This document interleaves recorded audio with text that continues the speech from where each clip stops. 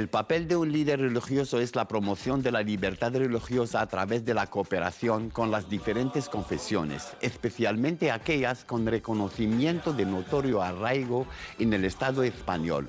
Por ello, los intelectuales, educadores y jóvenes musulmanes crearon en estos últimos años un espacio de investigación, debate cuyo objetivo es la mejora de la ciudadanía y la promoción de la convivencia. Queridos amigos, muy buenos días.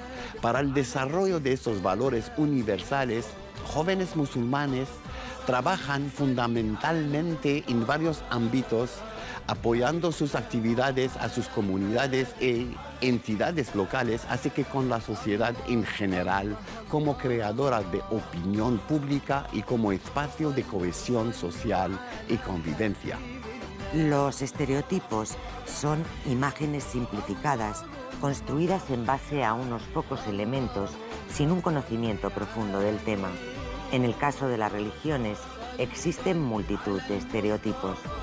El desconocimiento de la realidad provoca miedo y rechazo, lo que ha abierto un debate en torno a la responsabilidad social de todos a la hora de tratar temas relacionados con la diversidad religiosa. El conocimiento es otra herramienta fundamental para la transmisión e interiorización de valores, por lo que su empleo debe ser consciente y responsable. Entre las numerosas misiones y los objetivos de muchos líderes religiosos y jóvenes musulmanes, se destacan la promoción de actividades que favorezcan el conocimiento, el diálogo y el acercamiento de las confesiones entre sí y de estas con la sociedad, así como favorecer el reconocimiento social de las comunidades religiosas y que las personas pertenecientes a ellas puedan ejercer plenamente los derechos y obligaciones derivados de su ciudadanía. Charlamos este domingo con Said Benselam. Buenos días y bienvenido. Buenos días, muchas gracias.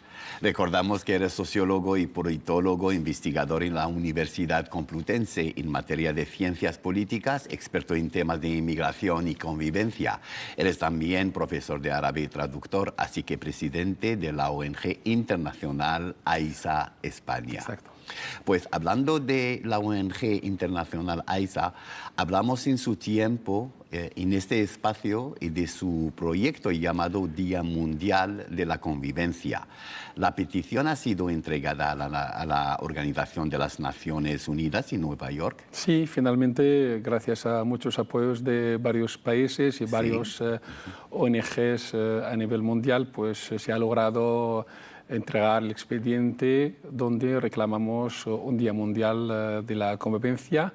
El 23 de septiembre se ha ingresado la petición, donde realmente había un apoyo de tanto países del norte como países del sur, considerando que es una iniciativa bastante interesante para la paz mundial y sobre todo que viene de una ONG musulmana, donde demostramos que el Islam fomenta la paz y quiere una convivencia sana.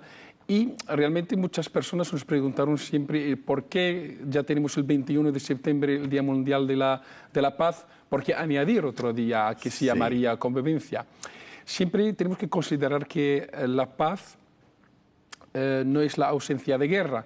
Podemos no tener guerra, pero tampoco tener paz. Y eso es lo que se llama la paz social. Es decir, lo que estamos buscando es, dentro de la misma sociedad, pues buscar, digamos, esa cohesión social y esa convivencia sana entre varios factores. Es bastante más interesante que solamente hablar de las guerras a nivel global. Hay otras paces sociales que las necesitamos porque convivimos y lo sentimos a diario, porque en Europa hay guerra, pero tenemos problemas de cohesión social, de convivencia, de cohabitación, de coexistencia en las sociedades. Sí, recordamos también que AISA es una asociación internacional sufí alawí, ¿no?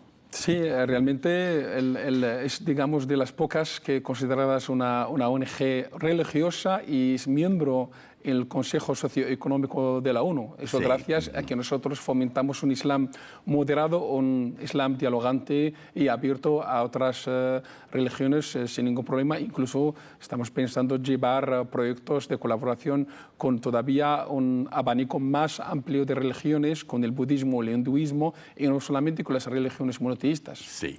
Hoy en día, más que nunca, ¿no?, debemos fortalecer la convivencia. Participaste en varios encuentros sobre este tema.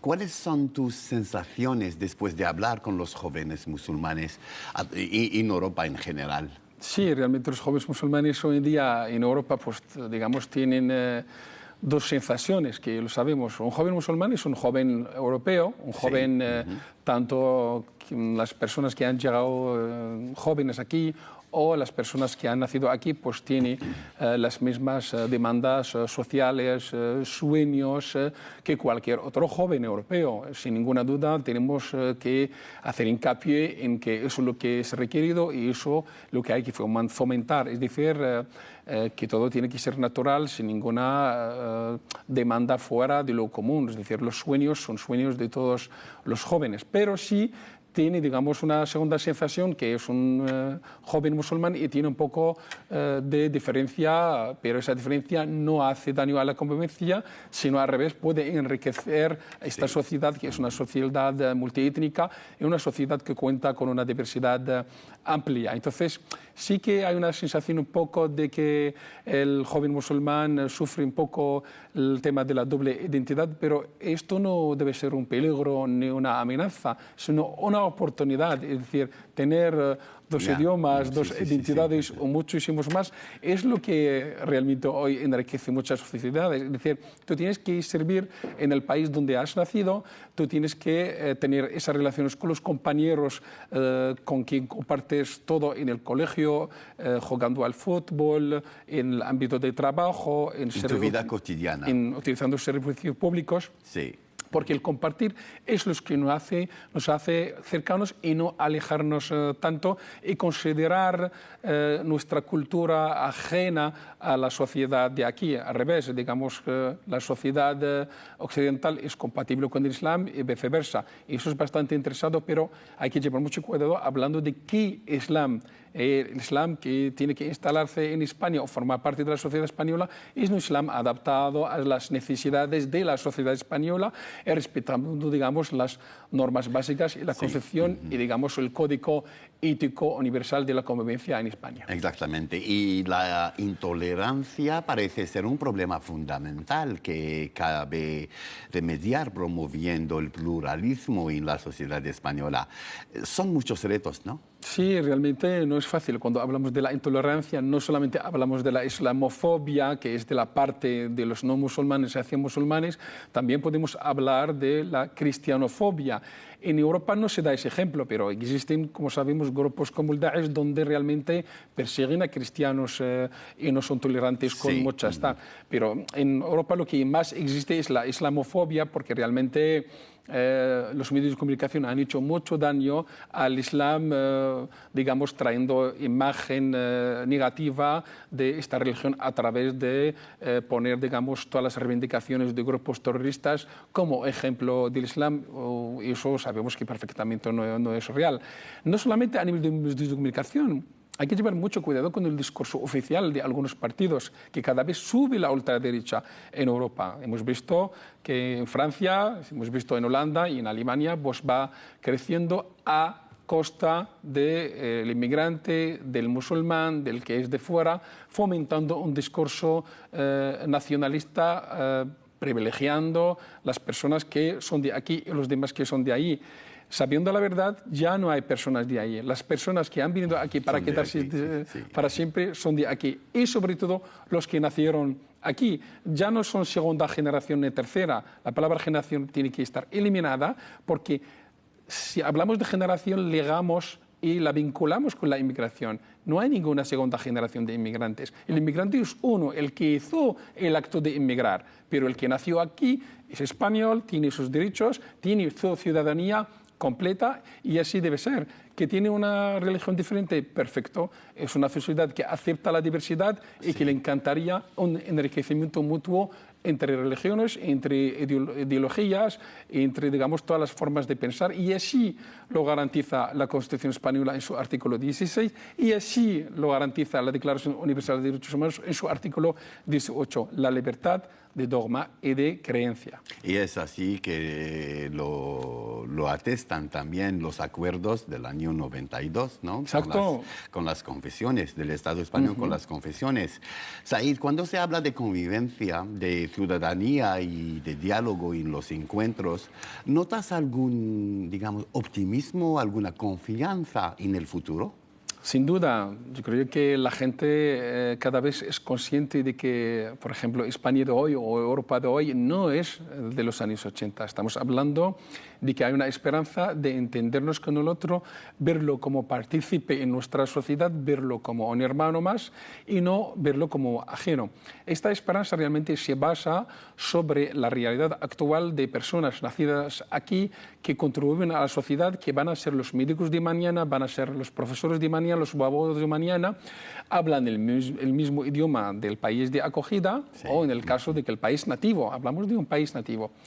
Esto tiene que fomentarse. Lo que pasa es que hay discursos ideológicos erróneos, incluso académicos, que hacen obstáculo en frente de esto, sobre todo cuando hablamos del discurso de Huntington, que siempre hablaba de choque de civilización, sí, poniendo el Islam enfrente, o sea, como... Esas teorías han sido desmontadas y aquí no se puede hablar de Fukuyama decía lo mismo, sí, es decir, sí, es buscar, digamos, el Islam como enemigo, como una religión violenta, una religión que viola los derechos de las personas y todo eso.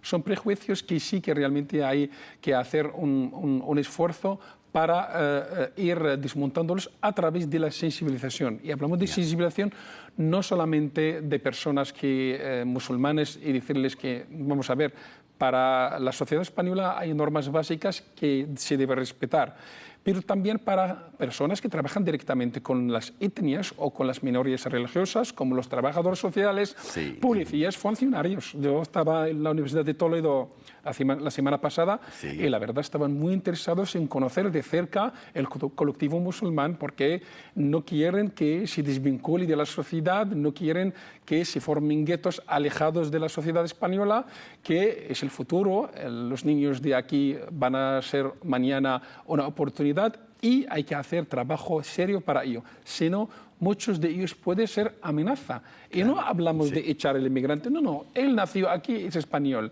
No queremos dejar a otros hacer el trabajo sucio y inculcarles valores que no son humanos en la mente del joven musulmán. Es nuestra tarea, son nuestros hijos, son españoles, son de aquí, debemos incluirlos, protegerles, amarles y darles oportunidad. Sí. Entonces, ¿cuál es el papel del educador musulmán, el intelectual o el universitario, ¿no?, para promover los valores del verdadero Islam? Sí, exactamente. Eso es lo que estamos diciendo, a hacer todas esas sensibilizaciones a todo el colectivo que trabaja con los musulmanes para que realmente tenga en cuenta de que el Islam es abierto a dialogar con cualquier otra religión, que es adaptable a la sociedad española y sobre todo avanzar en el modelo de la integración, entre comillas, de colectivos tanto musulmanes o no musulmanes dentro de la sociedad española, sí, para no tener un discurso de varias sociedades. Solamente hay una sociedad española y los musulmanes forman parte de la sociedad española. ¿Cómo? Pues a través del modelo hoy en día el más avanzado, que es el modelo de la inclusión. Realmente es un modelo bastante importante, pero España todavía no está a la labor, estamos todavía luchando por el tema de la integración. Primero podemos hablar de integración en la primera generación, entre comillas, del inmigrante, pero ya él nacido aquí, ya en ninguna generación, tenemos que trabajar por incluirle, porque ya forma parte de la sociedad española. Sí, sí. La dedicación a la formación de las nuevas generaciones de los jóvenes musulmanes supone la oportunidad de encontrar nuevas sinergias para fomentar la creación de una opinión pública informada y respetuosa con los derechos y las libertades fundamentales de las personas y comprometida con el pluralismo y con un proceso de mejora de la convivencia. No disponemos de más tiempo para este programa, aunque el tema es muy interesante. Gracias, Said Ben Salam, por haber aceptado nuestra invitación. Muchas gracias por la invitación. Muchas gracias, señoras y señores, por prestarnos su atención y por elegirnos. Buen fin de semana. Que sean felices. Salamu alaikum. Adiós.